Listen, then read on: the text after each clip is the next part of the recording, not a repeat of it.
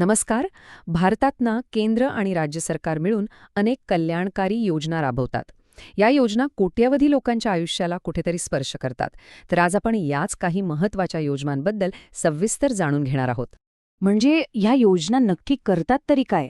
त्या आपल्या आरोग्यापासून ते आर्थिक स्थिरतेपर्यंत प्रत्येक गोष्टीवर कसा आणि किती परिणाम करतात? चला, याचाच विचार करूया. हा विषय नीट समजून घेण्यासाठी आपण आधी देश पातळीवरच्या काही मोठ्या योजना पाहू. त्यानंतर महाराष्ट्रात काय सुरू आहे ते बघू आणि मग इतर राज्यांमध्ये काय वेगळं घडतंय यावरही एक नजर टाकू. चला तर मग सुरुवात करूया केंद्र सरकारच्या त्या मोठ्या योजनांपासून ज्यांचा प्रभाव संपूर्ण देशावर पडतो. आणि यातलं सगळ्यात मोठं नाव म्हणजे आयुष्मान भारत. ही जगातली सगळ्यात मोठी आरोग्य विमा योजना मानली जाते. आणि हो, नुकताच तिचा विस्तारही झाला आहे. या योजनेचं मूळ उद्दिष्ट काय आहे? तर गरीब कुटुंबांवर अचानक आलेल्या वैद्यकीय खर्चाचं ओझं पडू नये आणि आता तर 70 वर्षांवरील सर्व ज्येष्ठ नागरिकांनाही याचा लाभ मिळणार आहे.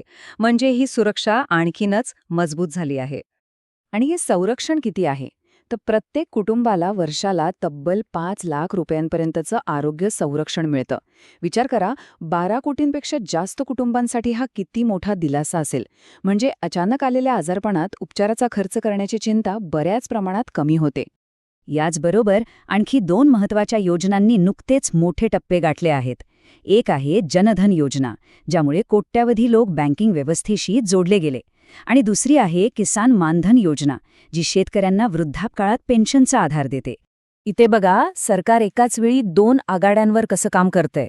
एकीकडे ग्रामसडक योजनेतून दुर्गम गावं पक्क्या रस्त्यांनी जोडली जात आहेत, तर दुसरीकडे आवास योजनेतून शहरांमधल्या गरिबांना स्वतःचं घर मिळवून देण्यासाठी मदत केली जाते. बरं, हे झालं केंद्र सरकारचं. आता आपण आपल्या महाराष्ट्रात येऊया. पाहूया राज्य पातळीवर कोणत्या नवीन आणि महत्त्वाच्या योजना राबवल्या जात आहेत. यातली एक महत्त्वाची योजना म्हणजे मुख्यमंत्री माझी लाडकी बहीण योजना.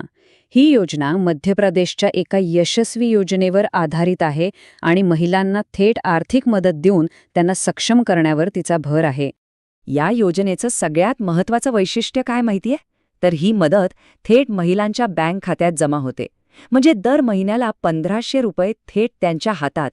यातून काय होतं तर त्यांना एक आर्थिक स्वातंत्र्य मिळतं. स्वतःच्या गरजांसाठी त्या कोणावर अवलंबून राहत नाहीत. आता लाडकी बहीण योजनेलाच जोडून लाडका भाऊ योजना आहे. नावावरूनच कळतंय ही योजना तरुणांसाठी आहे. त्यांना वेगवेगळी कौशल्य शिकवून रोजगारासाठी तयार करणं हे या योजनेचं उद्दिष्ट आहे. आणि इथे बघा, शिक्षणानुसार विद्यावेतन ठरलेलं आहे. म्हणजे जेवढं जास्त शिक्षण तेवढा जास्त स्टायपेंड. यामुळे तरुणांना नवीन गोष्टी शिकायला आणि स्वतःला अधिक रोजगारक्षम बनवायला नक्कीच प्रोत्साहन मिळतं. या व्यतिरिक्त महाराष्ट्र सरकार इतरही अनेक गोष्टींवर लक्ष देत आहे. जसं की अन्नपूर्णा योजनेतून कुटुंबाचा गॅसचा खर्च कमी करणं, तीर्थदर्शन योजनेतून ज्येष्ठ नागरिकांना तीर्थयात्रेला पाठवणं आणि बळीराजा योजनेतून लाखो शेतकऱ्यांना शेतीसाठी मोफत वीज देणं. चला, आता महाराष्ट्राबाहेर एक फेरफटका मारूया. भारतातल्या इतर राज्यांमध्ये काही हटके आणि नाविन्यपूर्ण योजना सुरू आहेत. त्या पाहिल्या की प्रत्येक राज्याचा विचार किती वेगळा आहे हे लक्षात येतं. इथे बघा, महाराष्ट्र आणि ओडिसा दोन्ही राज्य महिलांना आर्थिक मदत करत आहेत. पण पद्धत वेगळी आहे. महाराष्ट्र दर महिन्याला 1500 रुपये देतं, तर ओडिसा वर्षाला 10,000 रुपये देतं. उद्दिष्ट एकच, पण मार्ग वेगवेगळे. आता राजस्थानची ही योजना बघा, आयुष्मान जीवन रक्षा योजना. ही खूपच वेगळी आणि खरं तर खूप गरजेची योजना आहे, जी लोकांना अपघातग्रस्तांना मदत करायला प्रोत्साहन देते. म्हणजे बघा, जर रस्त्यावर अपघात झाला आणि कोणी अपघात झालेल्या व्यक्तीला वेळेवर हॉस्पिटलमध्ये पोहोचवलं, तर त्या मदत करणाऱ्या व्यक्तीला सरकारकडून 10,000 रुपयांचं बक्षीस मिळतं.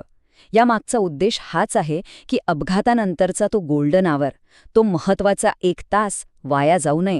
आता गुजरातकडे वळूया. तिथे श्रमिक बसेरा योजना नावाची एक योजना आहे, जी स्थलांतरित आणि बांधकाम मजुरांच्या एका मूलभूत गरजेवर लक्ष केंद्रित करते. ती म्हणजे निवारा. ही योजना काय करते? तर बांधकाम मजुरांना आणि इतर श्रमिकांना दिवसाला फक्त 5 रुपये भाड्यात तात्पुरतं घर उपलब्ध करून देते. म्हणजे जोपर्यंत त्यांना कायमचं घर मिळत नाही, तोपर्यंत डोक्यावर एक सुरक्षित छप्पर तरी मिळतं. तर आपण केंद्र आणि राज्यांचा बऱ्याच योजना पाहिल्या, पण या सगळ्याचा एकत्रित परिणाम काय होतो? हे मोठं चित्र कसं दिसतं? चला, त्यावर एक नजर टाकूया.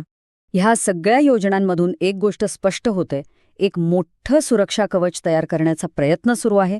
मग तो शेतकरी असो, महिला असो, तरुण असो किंवा ज्येष्ठ नागरिक, प्रत्येकासाठी काहीतरी आहे. आणि महत्त्वाचं म्हणजे मदत थेट लोकांपर्यंत पोहोचवण्यावर भर दिला जातोय, जेणेकरून ते स्वतःच्या पायावर उभे राहू शकतील. शेवटी एक विचार करण्यासारखा प्रश्न. या योजना केवळ तात्पुरती आर्थिक मदत नाहीत.